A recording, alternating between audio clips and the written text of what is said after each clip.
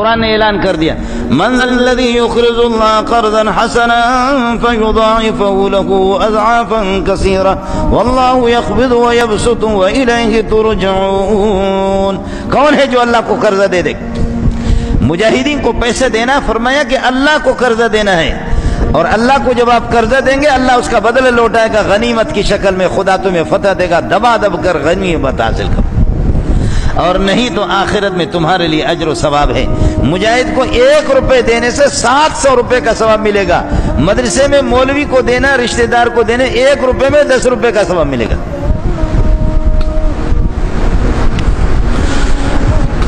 میں نے پہلے بھی اس آیت کا کسی زمانے میں ترجمہ کر لیا، تو ہمیں بہت سے فون بھی آگے، مولویوں کے بھی آگے کہ آپ ہمارا چندہ خراب کر رہے ہیں، ہمارے مدرسوں کا چندہ خراب کر رہے ہیں. تبلیغیوں کا بھی فون آ گیا کہ ہمارے 49 کروڑ والی حدیث کہاں چلی گئی. ان کے بھی فون آ گیا کہ جی ہمارے 49 کروڑ والے، یہ 49 کروڑ غریبوں تمہارے لیے نہیں، یہ مجاہدین کے لیے، یہ مولوی منظور کے لیے بھی نہیں، مولوی عبدالرزاق اسکندر کے بھی لیے نہیں، میرے شیخ مولانا سلیم اللہ خان اس کے جوتیوں پہ میں قربان جاؤں، میرے شیخ کے لیے بھی نہیں ہے، یہ کسی بڑے پیر طریقت کے لیے نہیں ہے، یہ ہے مجاہدین کے لیے، یہ ہے مجاہدین کے لیے. مثل الذين ينفقون أموالهم في سبيل الله كمثل حبة أنبتت 7 سنابل في كل سنبلة 100 حبة والله يضاعف لمن يشاء والله واسع عليم. ایک گندم کا دانہ آپ نے زمین میں بیج بویا اور فرمایا کہ اس سے 7 خوشے نکلے، اور ہر خوشے کے اندر، ہر خوشے میں، ہر بالی میں 100 دانے ہیں، تو 7 خوشوں میں 700 دانے ایک گندم کے مل گئے. فرمایا 1 روپے مجاہد کو دے دو تو 700 کا ثواب آپ کو ملے گا. اب مولوی منظور کیا کرے؟ اتنے بڑے اجدہا کو نیچے چھپا سکتا ہے کیا؟ مسئلہ اتنا واضح ہے کہ کوئی مولوی کر بھی نہیں سکتا. یہ میرے رب نے اعلان کر دیا کہ مجاہدین کے ساتھ. آپ سے بھی میری گزارش ہوگی کہ افغانستان کا دروازہ کھلا ہوا ہے، لوگ ہیں یہاں، ان کے نمائندہ بھی خیال بھی کر لینا. اور مولویوں کے نام پہ بھی، عبدالرزاق اسکندر کے نام پہ بھی چندے ہو رہے ہیں، تقی صاحب کے معصوم کے نام پہ بھی چندے ہو رہے ہیں، مولوی منظور کے نام پہ. میں نے آپ کو بتایا میں ایک جگہ خود چندے مانگنے کے لیے چلا گیا تو ایک خوبصورت سا مولوی آ گیا، پگڑی ہے اس کی زبردست، اور وہ رومال سے پگڑی اس نے باندھا ہوا تھا، وہ بھی ادھر بیٹھا ہوا. وہ سیٹ بڑا تھا، وہ چندہ دینے والا، وہ مجھ سے، میں پہلے بیٹھا ہوا تھا. مولوی صاحب بھی آ گیا، مولوی صاحب آ گیا. دبئی کی بات بتا رہا ہوں، ابو ظبی العین کی. تو مولوی صاحب سے کہا کہ جی آپ کہاں سے آئے؟ کہا کراچی سے. کس جگہ آپ کا مدرسہ؟ کہتے ہیں ناظم آباد میں. کتنے طلبہ؟ کہا 600-700 ہے. کہا کہ آپ کو کراچی کے علماء کون جانتے؟ کیا سب جانتے؟ تقی صاحب جانتا ہے، مولانا سلیم اللہ جانتا ہے، عبدالرزاق اسکندر جانتا ہے، فلان جانتا ہے، فلان جانتا ہے، فلان جانتا ہے، فلان. واہ ظالم! اچھا میں رنگ کا کالا کلوٹا سا ہوں. ادھر دبئی وغیرہ میں یہ چھوڑتے بھی نہیں، یہ پگڑی مگڑی بھی نہیں چھوڑتے، بغیر پگڑی کے ہم لوگ جاتے ہیں. تو میں بھی ایسے بیٹھا ہوا ہوں سفر میں، آدمی ویسے بھی، اب ظاہر ہے کہ وہ چمڑی تو میری سفید بھی نہیں ہے، میں بیٹھا ہوں، اس کو پتہ بھی نہیں ہے. تو وہ سیٹ نے اسے پوچھا کہ آپ مولانا منظور منگل کو جانتے؟ کہا وہ تو ہمارا یار ہے، مہینے میں 2 میں ضرور ہمارے پاس آتا ہے.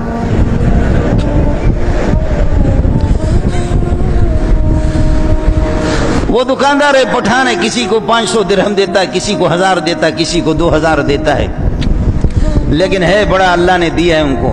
یہی آپ کے پاکستانی ہے لیکن ملکیتوں کے مالک ہے، کسی عالم کو واپس نہیں کرتا. اب وہ کہہ رہے کہ جی ہاں وہ تو ہمارا یار آتا رہتا ہے. وہ پٹھان کو بلایا، اس کے ملازم اندر تھے، اس کو عرب نے بلایا، تعال، نام تو نہیں لیتا، سمجھے، تعال فلان ادھر آ جا. وہ پٹھان غریب ادھر چلا گیا. اب ہم دونوں بہکاری بیٹھے ہوئے، وہ عرب کے ساتھ لگے ہوئے، میں بھی ادھر بیٹھا ہوں، یہ بھی بیٹھا ہوں. مجھے کہتے ہاں مولانا، وہ رنگ میں مجھ سے اچھا تھا، پگڑی بھی اس کی اچھی تھی، کپڑے اس کے، اللہ آپ کو بھلا کرے. ہاں مولانا کہاں سے آئے؟ میں نے کہا پاکستان سے آئے. کس لیے آئے؟ میں نے کہا بھیک مانگنے کے لیے، جیسے آپ بھیک مانگنے کے لیے. کہتے کیا مطلب؟ میں نے کہا میں بہکاری ہوں، جیسے آپ بھی بہکاری ہیں میں بھی بہکاری ہوں. کیا مطلب؟ میں نے کہا مطلب یہی ہے. کہتے اللہ کے دین کے لیے کوئی چندہ کرے. تو یہ بھیک ہے؟ میں نے کہا بھیک ہے، آپ چندہ کہتے، چیز تو ایک ہی ہے۔ اب پاخانے کا نام تم لڈو رکھو تو تب بھی پاخانہ تو پاخانہ بنے گا۔ پاخانہ کو کوئی لڈو کہنے سے، وہ جلیبی کہنے سے تو وہ جلیبی تو نہیں بنے گا۔ نام سے حقیقت ایک حقیقت ہے بھیک ہے۔ بھائی میں بھی بھیک مانگ رہا ہوں، آپ بھی بھیک۔ کہتے ہیں آپ کو تمیز ہی نہیں ہے گفتگو کا۔ میں نے کہا میں ماں کے پیٹ سے بدتمیز پیدا ہوا ہوں اس قسم کا بدتمیز میں، بس آپ مجھے اسی طرح بدتمیز سمجھے۔ اب اس سے بڑی غلطی ہوگی کہ مجھ سے یہ پوچھا کس لیے آئے، نام نہیں پوچھا، آخر میں پوچھا کہ آپ کا نام کیا ہے؟ میں نے کہا منظور احمد۔ کیا نام؟ میں نے کہا منظور احمد۔ کون سا منظور؟ میں نے کہا منظور احمد مینگل۔ وہی کہتے وہی؟ میں نے کہا خیر وہی؟ کہ لگے وہ منظور مینگل جامع فاروقیہ والا آپ ہے؟ میں نے کہا میں ہوں۔ جامع فاروقیہ میں 32 سال رہا ہوں، اب میں مستقل میں نے بھیک مانگنا شروع کیا، میرا اپنا مدرسہ ہے۔ کہتے وہ آپ ہیں؟ میں نے کہا جی وہ میں ہوں۔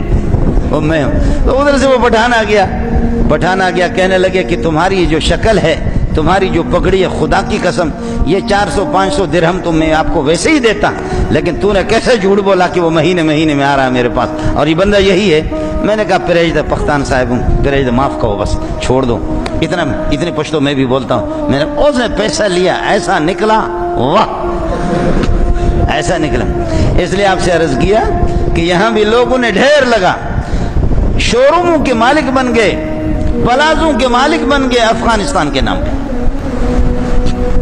تحقیق کرو، افغانستان والے، فلسطین والے، کشمیر والے، وہاں غریبوں تک آپ کا پیسہ پہنچتا نہیں، اور ہمت کرو یہاں سے کشمیر 2 قدم پر ہے، آپ جائیں۔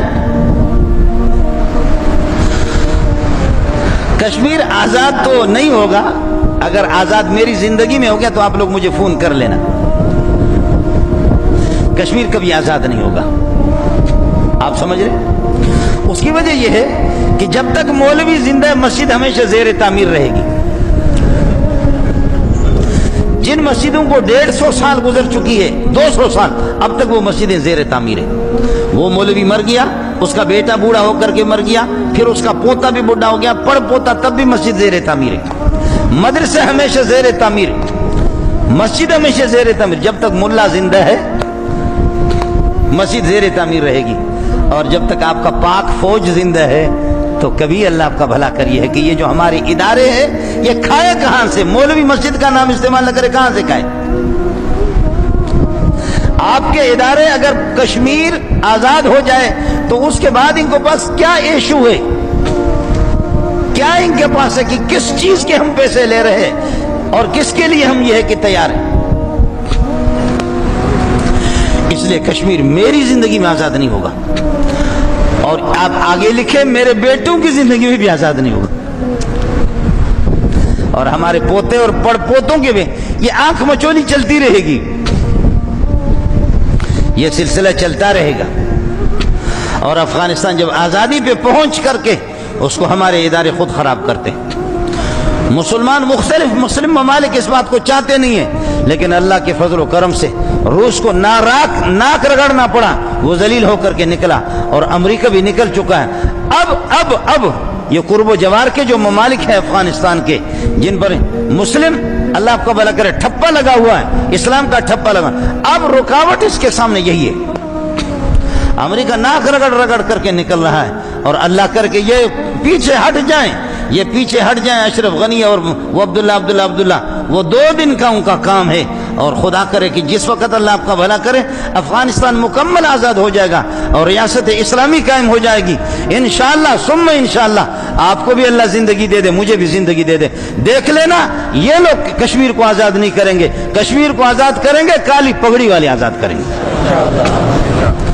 کشمیر کو آزاد کریں گے کالی پگڑی والے آزاد کریں۔ اور تم ہمت کرو، تم تنخواہ لے لو، صرف خدا کی قسم ہم مولویوں کو اجازت دے دو کہ تمہیں کھل کر کے اجازت ہے، تم دیکھ لینا کہ ہم کشمیر کو آزاد کرتے نہیں کرتے، تم ہمت کرو، ہمیں اجازت اتنا تو کرو نا، ہمیں مولویوں کو اجازت دے دو۔